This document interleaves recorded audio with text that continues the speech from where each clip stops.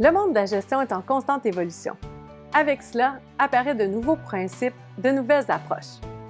Vous avez peut-être entendu parler de la communication non violente, une approche développée par l'Américain et docteur en psychologie Marshall Rosenberg. Dans la communication non violente, on prend conscience que nos émotions, positives ou négatives, sont directement liées à un besoin qui, lui, est satisfait ou non.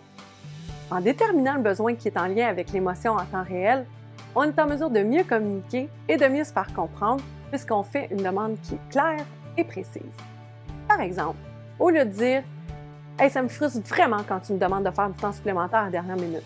La prochaine fois, avertis-moi à l'avance ou c'est non. » On va plutôt dire « Écoute, j'ai besoin d'un minimum de stabilité dans mes horaires pour pouvoir planifier mon temps en famille.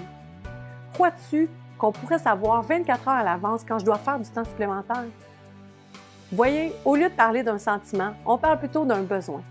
Comme nous en avons tous, notre interlocuteur comprend la légitimité de notre demande puisqu'elle est en lien avec un besoin qui, lui, est facilement compréhensible.